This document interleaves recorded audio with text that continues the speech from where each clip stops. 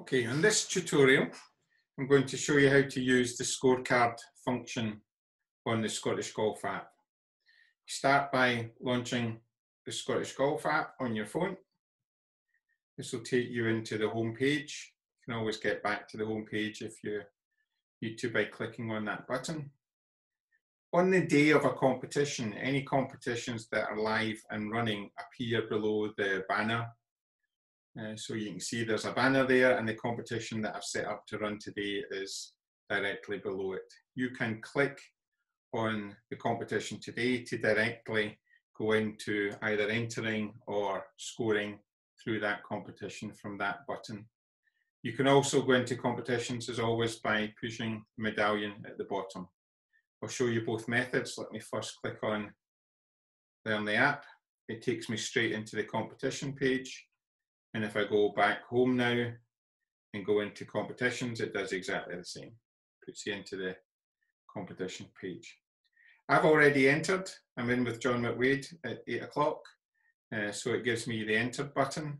If I now click on the competition that I want to score, you will get a couple of options. You have a check-in button. This is what you do when you arrive at the golf club and you're signaling your intention to play. You would check in. So the first thing you have to do is click check in. So you're now in the competition and ready to score. After you've checked in, a scoring button appears, and it appears in yellow. If you click on the scoring button, you will have a couple of options. Let me show you what they are by clicking on it. You've got normal scoring, which is the preferred method, or you've got score for all players. Score for all players is when only one person has a phone and you want to score both your own score and the player's score. That's entirely acceptable for now. When we get to qualifying competitions and we need to get the marker to verify a player's score, we'll have to figure out how to do that. But for now, if you've only one phone between the pair, select score for all players, and then you'll be able to put both scores in on the card.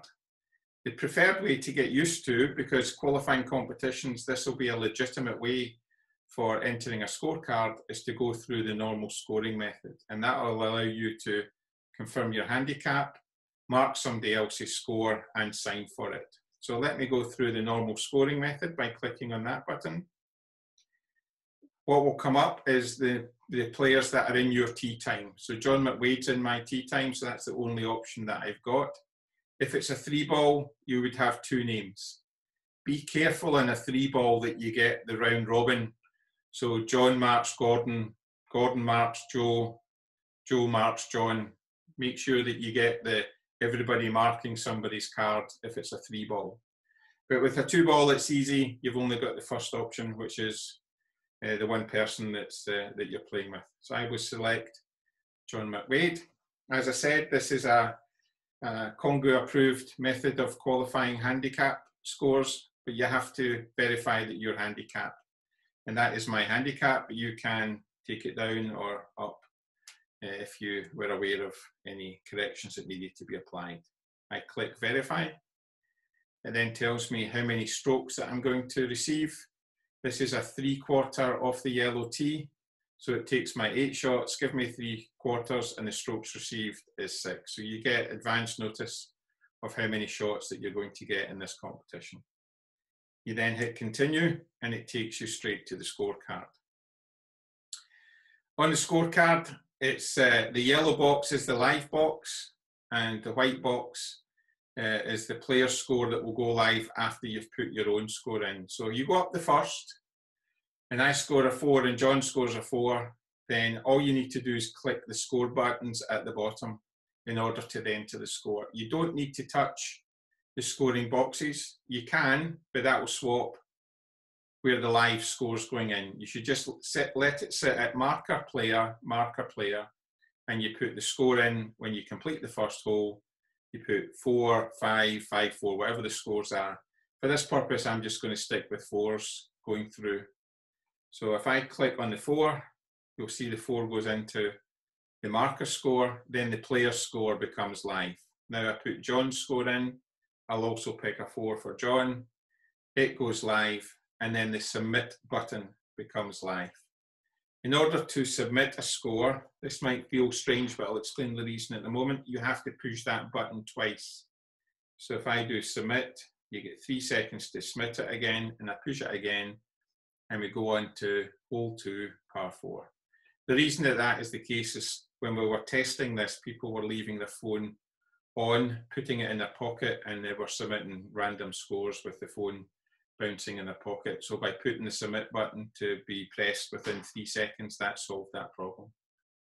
So you're now in hole 2, you play hole 2, you get to the end of the round, you take the phone out, put the screen on, and you put the marker in for myself and John. Again, I will just do 4, goes to John live, I will then push 4 again, and then submit becomes live, submit twice.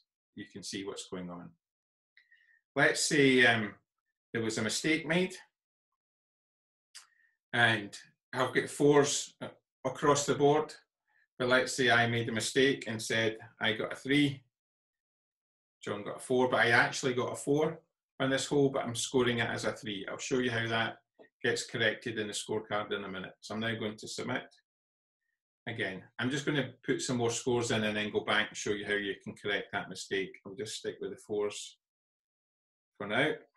If you then go into the scorecard, which is up at the top of the screen, what you'll be able to see here is that one of these scores has an error on it. So let me just click on this scorecard button at the top, and you'll see where I made the mistake is no longer matching with the score that John gave for me. So John has been scoring my score on his phone at the same time that I'm scoring my score on my phone.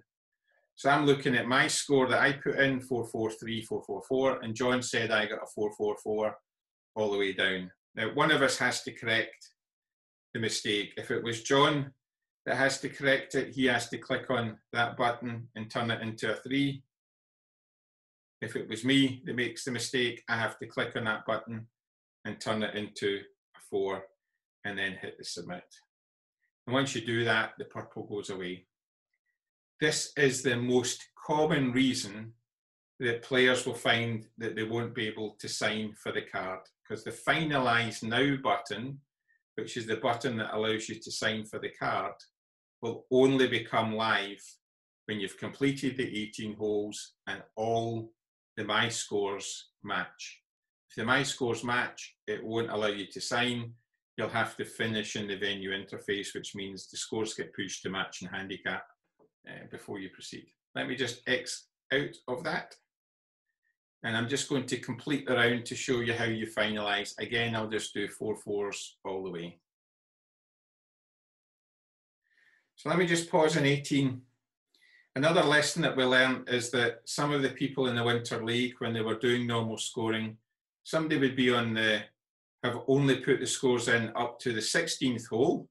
They'll then have played 17, played 18, and one of the players would have got through to the end of 18, put the scores in, done the submit, done the finalise, and the other player is still on 16.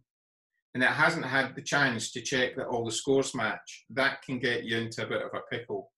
So it's always worthwhile to finalise on the 18th together, the player and the marker, to make sure you've got the chance to review the scorecard and make sure that you don't have any mistakes on the card.